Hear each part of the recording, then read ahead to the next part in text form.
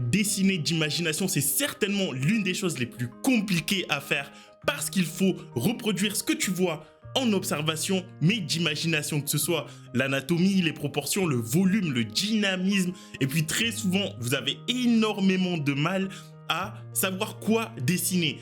Donc, c'est vraiment pas simple. Et donc, dans cette vidéo, je vais vous montrer quelles sont les étapes à suivre pour réussir tous vos dessins d'imagination à tous les coups. C'est parti. Donc, dans la première étape, vous allez commencer par écrire les grandes lignes de l'histoire ou d'une histoire que vous allez inventer ou dont vous allez vous inspirer. Vous allez écrire les caractéristiques d'un personnage. Est-ce que c'est un homme? Est-ce que c'est une femme? Est-ce que c'est une créature? Un orc? Est-ce que c'est un sorcier? Une sorcière? Bref, il faut que vous définissiez le personnage dans l'espace, l'époque dans laquelle il se trouve, le monde. Est-ce que c'est fantasy? Est-ce que c'est de la science-fiction? Est-ce que c'est un monde apocalyptique? Est-ce que c'est un gentil, une méchante? Et tout ça va déterminer en fait le style du personnage et son design. Vous allez aussi définir son expression faciale en fonction de si c'est un gentil, de quel côté il se trouve en fait. Est-ce que c'est un gentil ou si c'est une méchante? Tout ça, vous allez l'écrire dans la première étape. Ça peut prendre du temps, mais faites-le, ça va énormément vous aider dans votre processus de création d'un dessin d'imagination.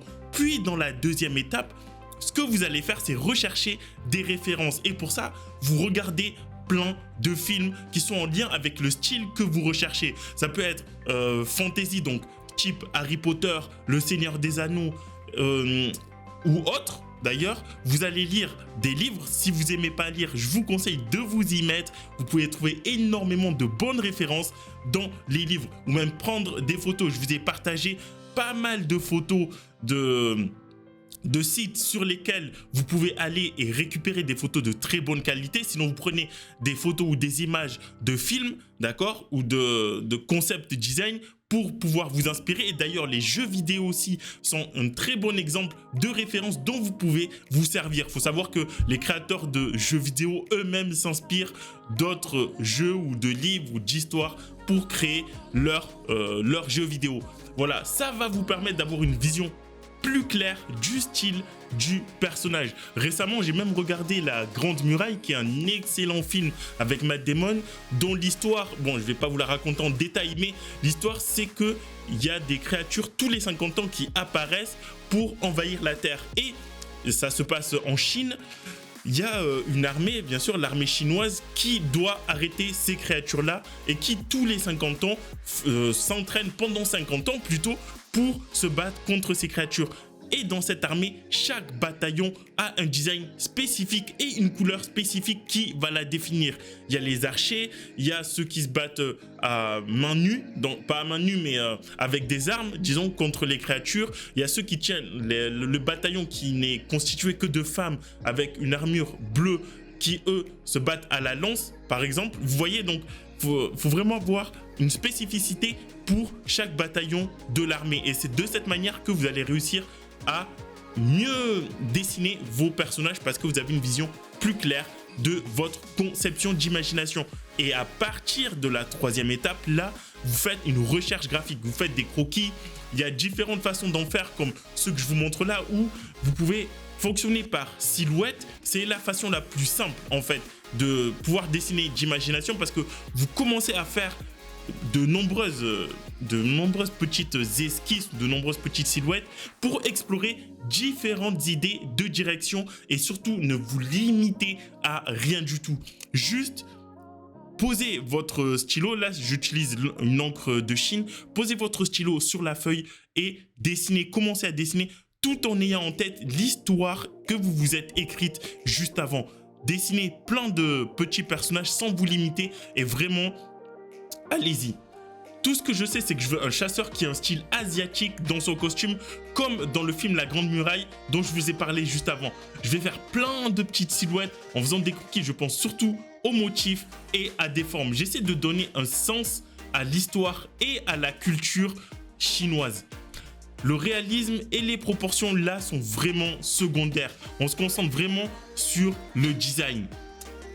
C'est vraiment là votre priorité absolue. Cette technique va être très amusante parce que vous n'avez pas à vous soucier que ce soit de la perspective ou de la qualité du trait. Travaillez rapidement et laissez votre imagination créer une large gamme de formes et de dessins. Ensuite, vous avez une autre technique où là, vous pouvez dessiner avec le crayon et explorer une plus grande variété de possibilités dans votre dessin. Là, on peut se concentrer davantage sur des choses spécifiques du dessin. Est-ce qu'il tient un pendentif? Quel genre d'armure est-ce qu'il possède? Vous concentrez sur le design, la largeur du pantalon, etc. Ces esquisses vont être... Dessinez vos esquisses qui ont différentes positions. Comme ça, vous pouvez lui donner une position qui correspondra à son statut social. Est-ce que c'est un guerrier? Est-ce que c'est un homme de la noblesse? Une princesse? Vous voyez ce que je veux dire? Et que ce soit fantasy ou science-fiction, c'est pas grave, peu importe. C'est important d'avoir des personnages qui sont originaux aussi. Montrer une large gamme d'esthétique, de conception, montrer plusieurs interprétations du même personnage. Vous pouvez dessiner le même personnage plusieurs fois dans plusieurs costumes différents. D'ailleurs, abonnez-vous pour ne rater aucune des vidéos que je publie chaque semaine et partagez cette vidéo pour que vos amis et davantage de personnes puissent apprendre et progresser en dessin. Et pour terminer dans la 4e étape, là, on va faire le dessin. Une fois que la silhouette de base va être établie, l'étape suivante, c'est l'esquisse ou vraiment le dessin final. Ces dessins vont être plus grands et permet d'accorder plus d'attention sur les petits détails. Là, ici, l'histoire suggère totalement le design. Et le design peut également susciter de nouvelles idées pour votre histoire. Dans l'histoire, il pourrait s'agir d'un morceau du pendentif de sa mère qui est décédée, par exemple. Et le lien entre l'histoire et le design est la chose la plus importante dans laquelle vous allez devoir travailler.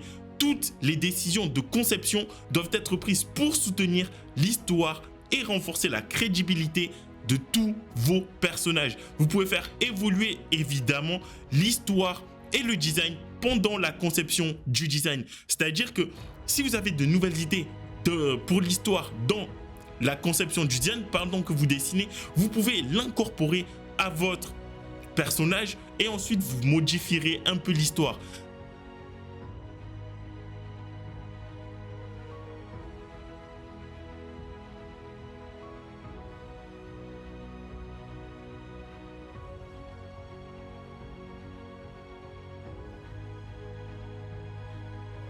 Voilà un peu pour les étapes à suivre pour bien réussir vos dessins d'imagination.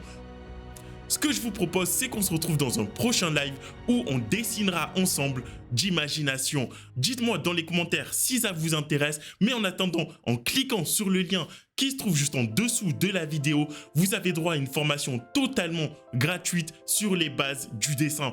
Je vous y apprends comment construire un dessin grâce à la structure géométrique, comment obtenir les vraies formes et les volumes grâce à la courbe, mais également comment faire le processus des valeurs et bien poser vos ombres et vos lumières pour obtenir un beau dessin. Ça se passe juste en dessous de la vidéo. Cliquez sur le lien et vous recevrez la formation dans votre boîte mail. Moi, je vous dis à la prochaine. Passez une excellente soirée. Ciao.